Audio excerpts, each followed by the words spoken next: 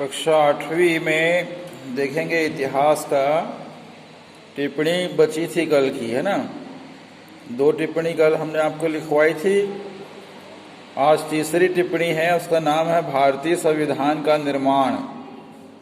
ठीक है, भारतीय संविधान का निर्माण के बारे में हमें यहाँ पर कुछ जानकारी लेते हुए आपको फेयर कॉपी में लिखना है। ठीक है, तो लिखेंगे भारतीय संविधान का निर्माण में डेज दे के आगे डॉक्टर राजेंद्र प्रसाद की अध्यक्षता में भारतीय संविधान के निर्माण के लिए एक समिति गठित की गई, कॉमा करके, जिसका नाम संविधान सभा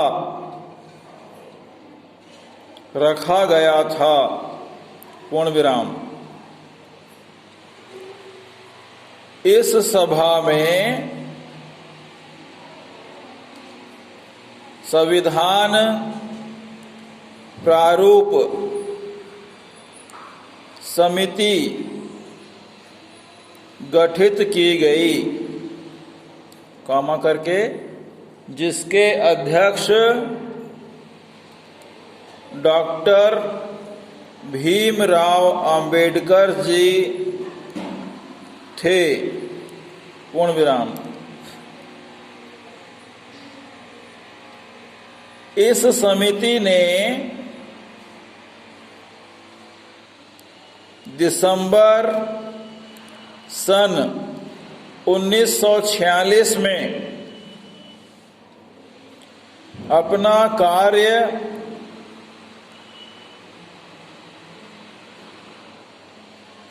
आरंभ किया या प्रारंभ किया। ठीक है, और नए संविधान का प्रारूप 26 नवंबर सन 1949 को बनकर तैयार हो गया, पूर्ण विराम। लेकिन इसे 26 जनवरी सन 1950 को पूरे देश में लागू किया गया, पूर्ण विराम।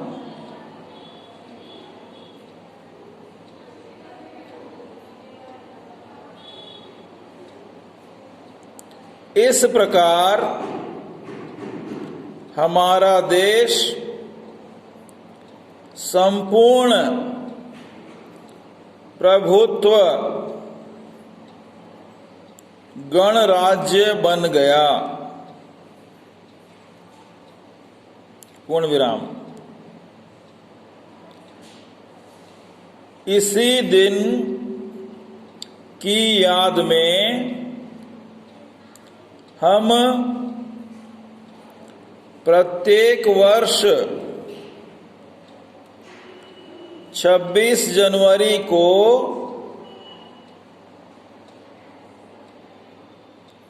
राष्ट्रीय पर्व, ब्रैकेट में लिखेंगे, कोष्ठक में लिखेंगे गणतंत्र दिवस, ब्रैकेट बंद, के रूप में मनाते आ रहे हैं, पूर्ण विराम। ठीक है, इस प्रकार से आपका अध्याय यहाँ पर पूरा होता है।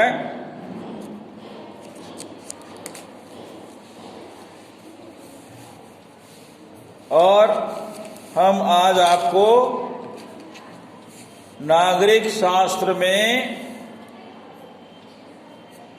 अध्याय 10 जिसका शीर्षक है सूचना का अधिकार के बारे में आज कुछ जानकारी आप लोगों को देंगे। ठीक है कि सूचना का अधिकार क्या होता है, यह किस प्रकार अपना काम करती है। ठीक है, यह एक योजना है जिसमें शासकीय कार्यों की सूचना हम सभी प्राप्त कर सकते हैं। उसकी क्या प्रक्रिया है, उसके बारे में भी आज हम कुछ जानकारी आपको देंगे। आप सभी पुस्तक उठा लीजिएगा। सूचना का अधिकार, अध्याय 10, विषय नागरिक शास्त्र। ठीक है, यहाँ पर इस पैराग्राफ में बता रहा है अभी एक ग्राम पंचायत है जिसका नाम है कीकीरदा। कीकीरदा ग्राम पंचायत है। यहाँ पर तालाब बनवाने का निर्णय लिया गया। खुदाई के लिए सरपंच ने गांव के महिलाओं और पुरुषों को मजदूरी में लगाया, अर्थात काम में लगाया। किसने? कीकीरदा के सरपंच ने।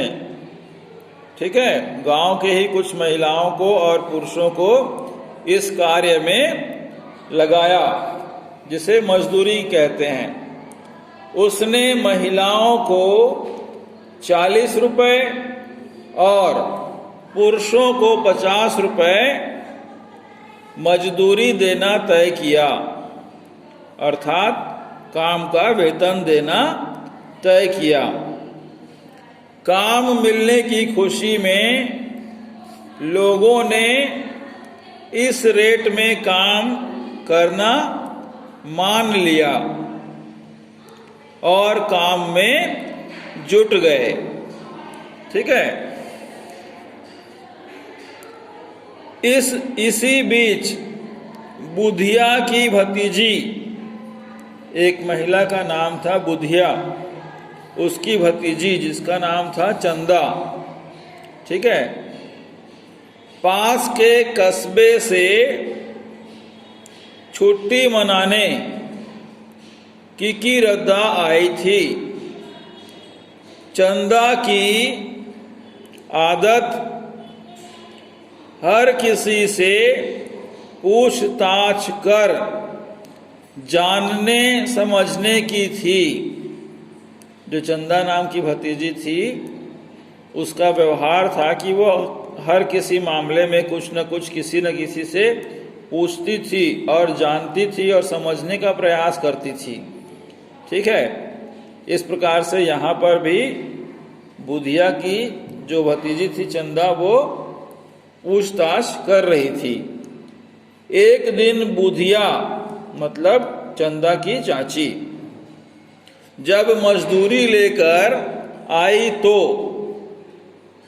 उसने मजाक में अपनी बुआ से कहा, ऐसे ही मजाक मजाक में बात में अपनी बुआ से कहा कि लाओ मैं पैसे गिन देती हूँ। ठीक है, चंदा ने बोला लाओ मैं आपके पैसे गिन देती हूँ। फिर बुधिया बोली, उसकी बुआ बोली, कौन बहुत से पैसे हैं बिटिया, 3 दिन की मजदूरी 120 रुपए ही तो है। इस प्रकार से बुआ ने चंदा को बताया। इनको क्या गिनना, अब इतने कम पैसे को क्या गिनना, इस प्रकार से बुआ ने चंदा को बोला। चंदा ने कहा कि 3 दिन के सिर्फ 120 रुपए, ये तो बहुत कम है बुआ।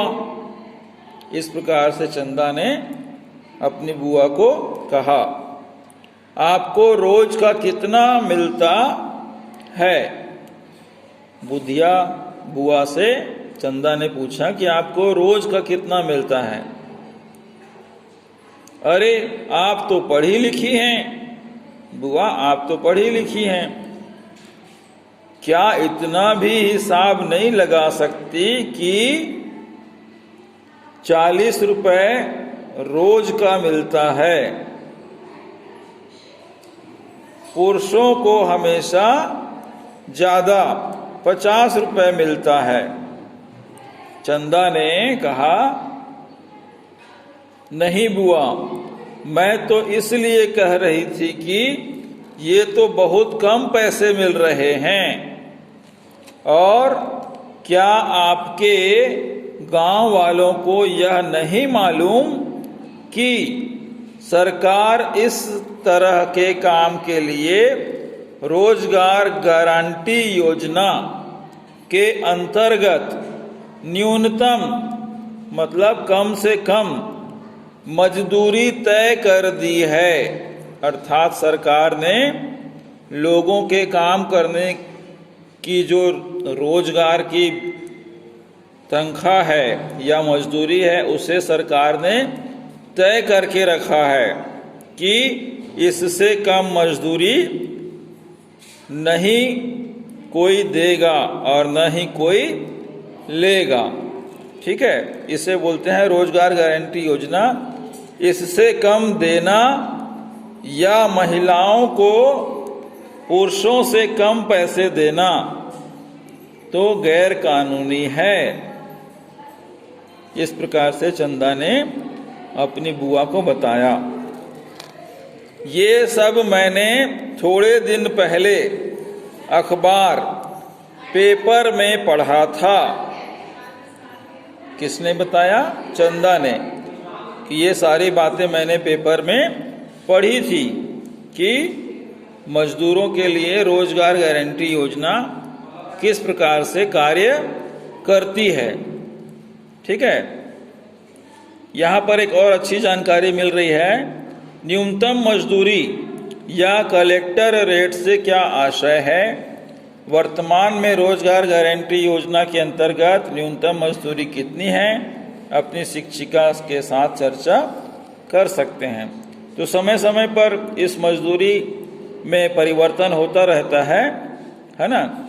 तो इस वक्त गारंटी योजना में लगभग प्रतिदिन का 200 रुपये से ऊपर का मिल रहा होगा। दूसरा बोल रहे हैं, एक ही जैसे काम के लिए औरतों और आदमियों से कम मजदूरी देना उनके किस मौलिक अधिकार का उल्लंघन है? ठीक है, मौलिक अधिकार का उल्लंघन। तो यहाँ पर जो उल्लंघन हो रहा है वो है समानता का अधिकार का उल्लंघन हो रहा है। ठीक है, जो गैर कानूनी है। अर्थात कोई भी एक काम जैसे महिलाएं करती हैं उसी काम को पुरुष करते हैं, लेकिन तनख्वाह के मामले में, वेतन के मामले में महिलाओं को कम देना और पुरुषों को ज़्यादा देना एक प्रकार से पक्षपात है। तो उन दोनों को समान वेतन मिलना चाहिए, समान मजदूरी मिलनी चाहिए। तो यहाँ पर महिलाओं को 40 मिल रहा था और पुरुषों को 50 मिल रहा था, अर्थात महिलाओं को 10 रुपये कम मिल रहा था। तो इस प्रकार से चंदा ने जानकारी दी। ठीक है, आगे लिखा है, अच्छा ये तो बताओ कि मजदूरी लेते समय जब आप मजदूरी भुगतान पंजी में दस्तखत या हस्ताक्षर करती हैं तो वहाँ क्या लिखा रहता है? अब फिर चंदा ने पूछ लिया अपनी बुआ से कि चलो ये तो बता दो कम से कम, जब आप मजदूरी लेते हैं और किसी रजिस्टर में दस्तखत करते हैं, हस्ताक्षर करते हैं, तो उसमें क्या लिखा होता है? चंदा ने पूछ लिया। तो बुधिया कुछ सोचकर बोली, ठीक से याद नहीं है, परंतु कभी खाली दस्तखत भर ले लिया जाता है। तो बुआ ने बताया कि मुझे ठीक से याद तो नहीं है, परंतु कभी कभी सिर्फ दस्तखत ही ले लिया जाता है। ठीक है। फिर सरपंच के हिसाब की मजदूरी भुगतान पंजी में जरूर कुछ गड़बड़ है। चंदा ने कहा कि लगता है जरूर कुछ सरपंच गड़बड़ी कर रहा है, या आपको पैसे कम दे रहा है और भुगतान में साइन या दस्तखत करवा रहा है। ठीक है। तो आज के लिए इतना ही। चंदा और उसकी बुआ की बातचीत हुई। अगले दिन हम देखेंगे कि इस अध्याय में क्या मोड़ आ रहा है, क्या आपको अधिक जानकारी मिल रही है। तो आज के लिए इतना ही। अपना ध्यान रखेंगे, स्वस्थ रहेंगे। आपका बहुत बहुत धन्यवाद।